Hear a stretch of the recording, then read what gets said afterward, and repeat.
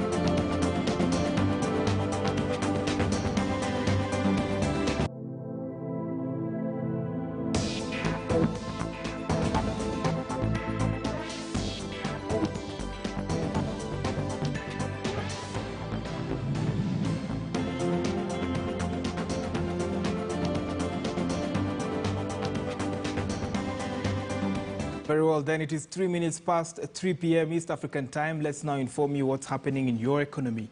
So we start with the fuel prices. In its latest review on fuel prices, the Energy and Petroleum Regulatory Authority, EPRA, removed the subsidies of 7 shillings and 10 cents on petrol, 9 shillings and 90 cents on diesel, and 11 shillings and 36 cents on kerosene. Lawmakers want the Cabinet Secretaries for Petroleum and Energy to explain why the subsidies were stopped. Here's more on the same. In its latest review of fuel prices, the Energy and Petroleum Regulatory Authority, EPRA, removed the subsidies of 7 shillings and 10 cents on petrol, 9 shillings and 90 cents on diesel, and 11 shillings and 36 cents on kerosene. Lawmakers want the Cabinet Secretaries for Petroleum and Energy to explain why the subsidies were stopped. That subsidy is not necessarily sustainable because it relies on income from the fuel levy. And if you keep the prices suppressed, then obviously there's no income.